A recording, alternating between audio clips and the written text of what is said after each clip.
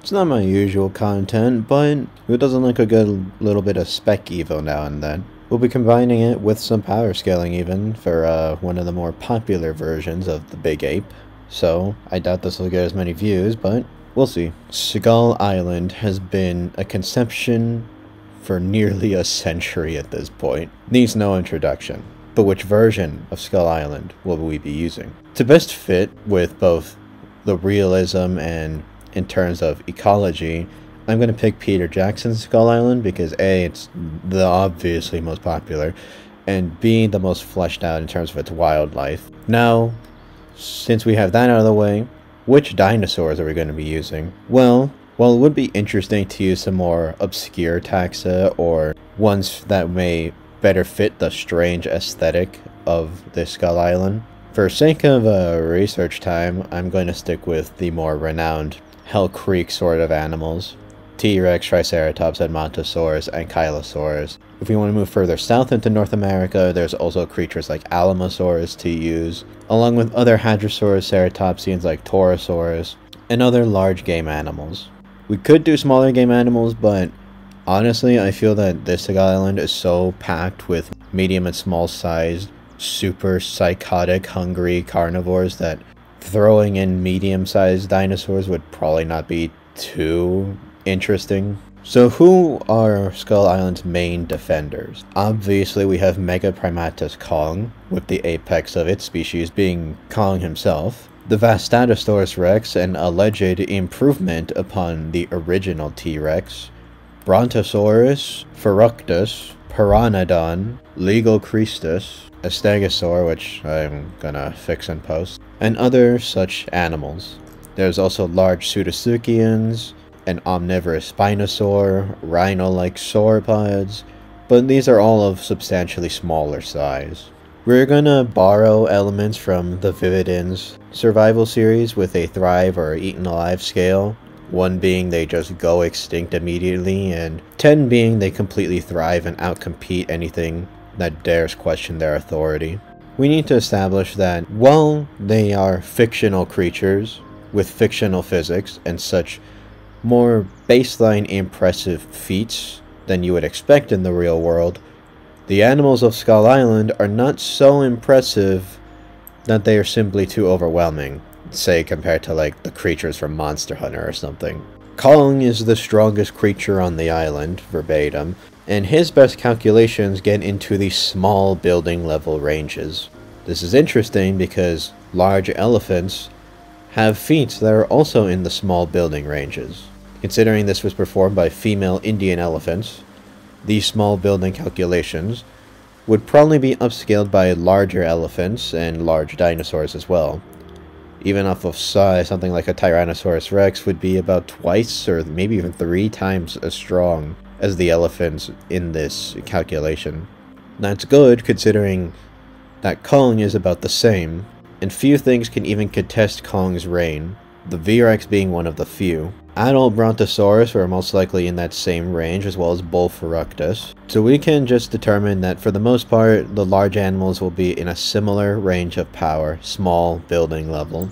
Of course, real life and Skull Island both apply to the logic that while yes, you can have these massive animals destroy entire buildings, they can still die to gunfire. So technically, the fact that you can kill these massive beasts with guns, and maybe even spears, isn't really an anti-feat, like, at all. To start off, we'll start off with the biggest creature from North America at the time, Alamosaurus. This enormous titanosaur could weigh upwards of 60 tons, making it so massive that no predator would dare attack an adult, at least on their own. We know that V-Rex could group up in small groups, and it's possible that T-Rex did the same as well, given a trackway in Canada shows 3 heading in a similar direction. Still though, most likely adults of this species are basically immune to predators. Young would be more vulnerable though, and we do know that V-Rex and T-Rex both ate young sauropods. In terms of the food, the lush jungles of Skull Island will provide Alamosaurus with bountiful food. Being much larger than its contemporaries, it will most likely just outmuscle any Brontosaurus that dares question them, and eat up whatever trees it so desires. Being R-selected, Brontosaurus breeds at a slower pace, actually giving birth to live young as compared to other sauropods which tend to just lay large amounts of eggs. Hatchling sauropods would be a happy meal for many of the island's stupid amount of predators. But that wouldn't be too different to back home. Alamosaurs lived in a mostly dry area though, so the many jungles of Skull Island may be difficult to adjust to at first. It's possible that they could adopt a strategy similar to Ligo Christus, where they find dry patches for their hatchling to be laid in, and then move on. The predator gauntlet would likely be worse than back home, but chances are that the sauropods would thrive off the bountiful food, water, and while there are more predators, it seems unlikely that they would be able to just eat all the baby sauropods. I'm going to need more than just dinosaurs, sadly. Another predator introduced to Skull Island, even though it has plenty, is the famous Quetzalcoatlus. 15 feet tall, but only 500 pounds. What chance could it possibly have on this island full of monsters? I'd actually say a pretty good one. Via being so tall, most denizens of the island wouldn't even dare confront it. Its sheer size, even though it doesn't weigh all that much, would intimidate near anything, and anything larger than it, like the theropods, hadrosaurs, ceratopsians, and sauropods, wouldn't really pay much attention to it. V-Rex and T-Rex are going to be taking down multi-ton herbivores. They're not really going to pay attention to a twig. Though that said, the pterosaur lacks really the firepower to be able to do anything about the predators either. But that's where flight comes in. Pterosaurs could take off extremely quickly off of the ground, even large ones like this. It could escape any attacking predator with ease. As for its own diet, unlike smaller pterosaurs that love to chomp on fish, Quetzalcoatlus was likely able to feed on a large variety of ground-dwelling animals. Trackways show that they were efficient at walking, and with a 10-foot beak, it could pick up or stab many small animals. The mammals, birds, small dinosaurs, turtles, crocodiles, fish, giant insects, and more would all be valuable food sources for this giant. Really, it might be one of the best at surviving on Skull Island. Skull Island's many mini monsters would just be food for it. Things that would actually compete with it would be the packs of Venatosaurus, likely young Tyrannosaurs, be it V-Rex or T-Rex, large jungle reptiles like the Carvers, but against these enemies, the Pterosaur's massive height and extreme reach give it quite an advantage over the competition. Anything it wouldn't be taking would be massive megafauna that dwarf it in mass. Even then, it would happily scavenge. And many of the scavengers would also probably be valuable food, like the many storks and smaller dinosaurs. I really don't see a lot that keeps Quetzalcoatlus from doing well on the island. It could stick to the lowlands, move up to the highlands, stalk through the jungle, and possibly even venture through the swamps, although Pteranodon would probably be able to snatch one unaware. The other non-dinosaur will be the Mosasaurus. I couldn't really think of viable North American dinosaurs that wouldn't just fit within or be outcompeted in the Skull Island ecosystem. So instead we use a marine reptile.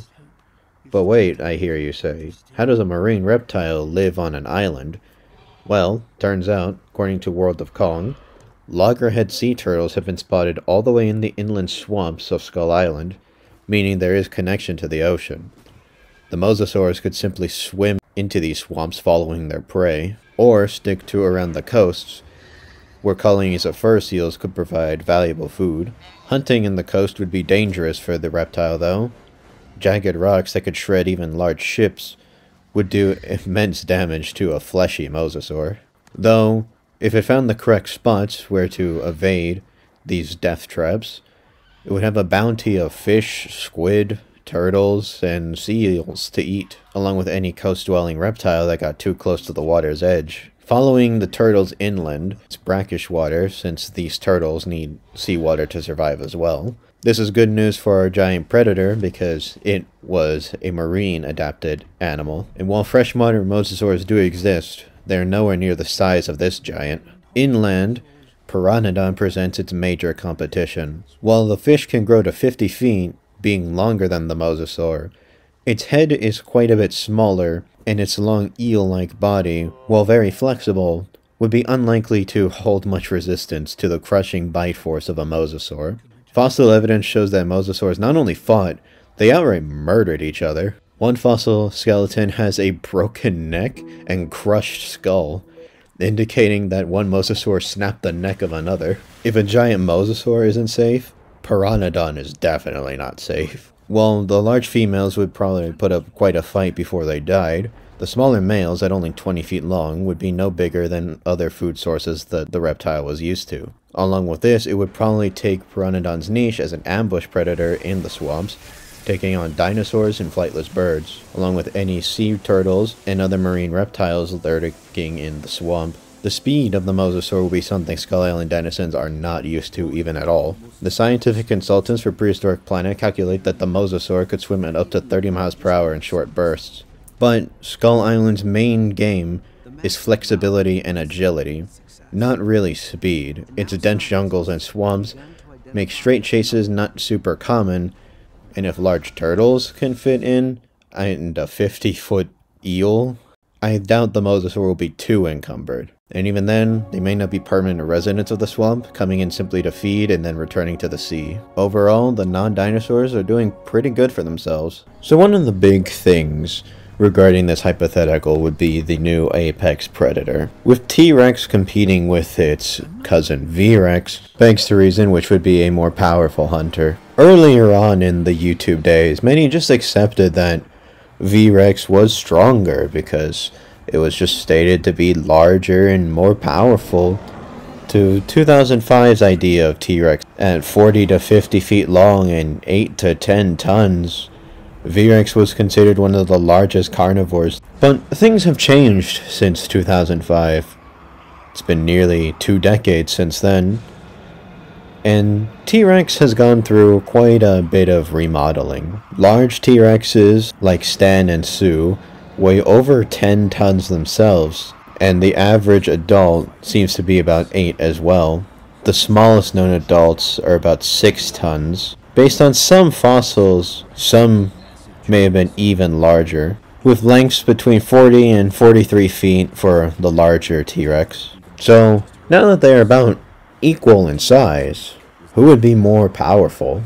Well, V-Rex has a more stout build, bigger feet, wider hips, but a narrower chest, smaller ribs, and a thinner gut. In terms of their head anatomy, the V-Rex has a boxier skull with more armored regions on the top of the snout. But T-Rex seems to have larger, sharper teeth and fewer in number. That would increase the pressure on its bites. And as we can see in this skull image, the jaw muscle area in T-Rex seems to be much larger than that of its cousin. But as we know, anatomy isn't everything.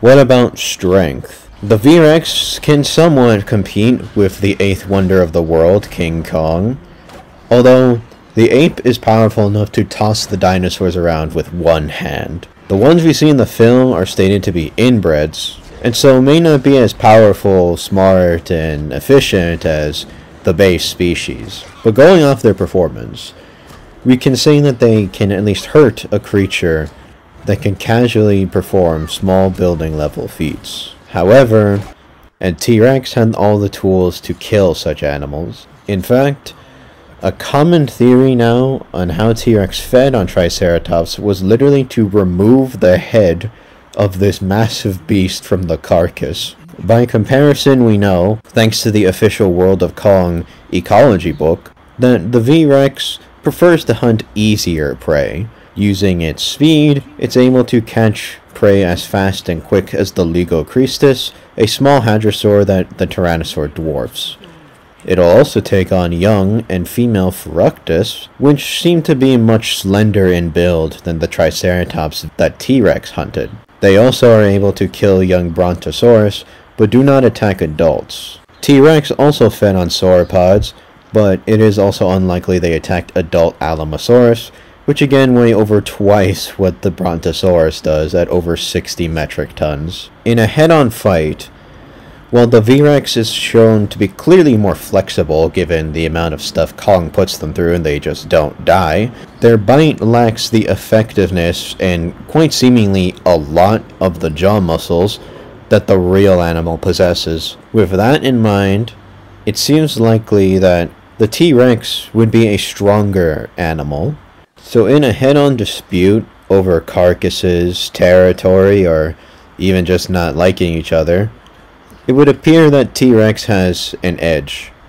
Factoring in intelligence, the V-Rex is known to be quite a brute, as seen by the inbred youngster literally sacrificing chunks of a larger meal to chase Anne for no real reason. Because the V-Rex is fast, they're able to run at 25 miles per hour, but lesser durability to heavy blows, as we know that a T-Rex nicknamed Sten had his neck broken and survived for multiple years, which should be worse than just getting bonked on the heads by a couple rocks from Kong. So I do favor T-Rex in fights to the death or over food.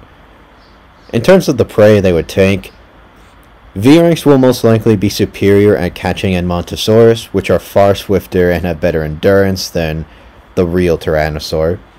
But Feroctus will most likely be a common prey animal for T-Rex, being much slimmer and easier to kill than Triceratops, which is not only heavily armored, but extremely agile. There is as much evidence for T-Rex hunting adult Triceratops as there is for it hunting adult Edmontosaurus. And while over 6-ton individuals are not super uncommon, but those over 11 are quite rare. 3-ton Edmontosaurus would still provide V-Rex with a good meal, and be easier for them to catch, though of course there is a chance that the real T-Rex would just start to steal their kills. T-Rex is also quite a bit more intelligent than we thought it was back in 2005, with its sensory capabilities being compared to surpassing eagles in eyesight, stronger than a grizzly bear in terms of sense of smell, and more than likely being quite intelligent for a theropod dinosaur. With its neuron count estimated to rival that of baboons, it's quite possible that it was actually a bit more clever than we give it credit for. Since the dense jungles of Skull Island will be quite difficult for an adult T-Rex to navigate, this higher intelligence will allow it to better take advantage of the large prey. But it's not enough to dominate as an adult. What about when they're young? At this stage, they're quite a bit more vulnerable to predators and environmental threats. In this, they also have the edge over their cousin. V-Rex do not exhibit parental care. The most they do is piss on the eggs and then leave them in the jungle. T-Rex most likely did take care of its children to some extent, considering a lot of reptiles actually do. Crocodiles are better parents than V-Rex, let alone dinosaurs, which are closer in relation to birds. So an adult T-Rex would most likely take care of its young, at least for a while, till they could fend for themselves, at which point they will be fast, agile pursuit predators. The same is true of V-Rex, and we know that V-Rex at this stage will be social, living in packs, but these jungle bruisers tend to get into bad conflicts with Venatosaurus, the resident dromaeosaur, and often get obliterated by them, whether they be trying to steal food or threaten their eggs. Whether or not T-Rex was social is up for debate, with it most likely not being a super common occurrence, given just T-Rex's size being more comparable to its prey animals. But trackways do suggest that T-Rexes may have grouped up in gangs of up to 3, and it's possible that with this high intelligence, they would have been more social to take down prey like large Triceratops, Ankylosaurus, or maybe even Alamosaurus if they felt pretty bold. V-Rex is also primarily solitary and prefer to stick to themselves. Both predators also engage in a lot of combat with each other, as evidenced by Tyrannosaurs having a lot of face bites from their own kind, with T-Rex itself being no exception. So due to higher intelligence, bite force, strength, durability, and likely adaptability, as well as better longevity with their own children, it seems likely that T-Rex will start to supplant V-Rex as the top predator of Skull Island. Now what about hunting V-Rex's most fearsome adversary, Megaprimatus Kong? Kong is extremely fast, able to completely slip around the V-Rex despite them being quite a bit faster than T-Rex in a sprint. T-Rex is currently estimated to run between 11 and 17 miles per hour, while V-Rex can run at 25, and the ape is quite a bit swifter than them. Given this speed and agility, it would be hard for the T-Rex to ever be able to catch the ape in a head-on fight. In an ambush, though, it seems quite possible. With thick pads on its feet, most likely not screeching its head off at the top of its lungs every 5 seconds, like the V-Rex do, and being an ambush predator even with other large animals being sensitive to low-frequency sounds, it seems quite likely that T-Rex might be able to ambush Kongs. If so, their bite will deal a lot more damage than a V-Rex bite. Even if we said that the V-Rex had a higher bite force, their conical teeth, pretty messed up, would be quite pressed to deal with a high bite force and deliver it effectively. Even so, the book explains that Kong's scars are bone deep from the V-Rex's bite force. T-Rex, with its superior jaw muscles and sharper teeth, with higher pressure, would more than likely actually rip a chunk out of King Kong. This would also mean that Kong's famous jaw-breaking move would probably be the worst thing he could do to try to fend off a T-Rex. He'd more than likely get his fingers and hands bitten off if he tried such a trick. However, Kong most likely will be able to defend himself just fine. He is quite seasoned in dealing with Tyrannosaurs of similar size, and with his brute strength able to easily ragdoll such predators, the real T-Rex would most likely just get up and flee after being tossed around, though Kong will have to deal with a huge chunk being ripped out of his side or arm. T-Rex would also most likely not come back for more, considering this huge, strange thing it's never seen before that's so strong and large and aggressive would more than likely be harder prey than the fairly easier Skull Island game animals. We move on to our next survivor.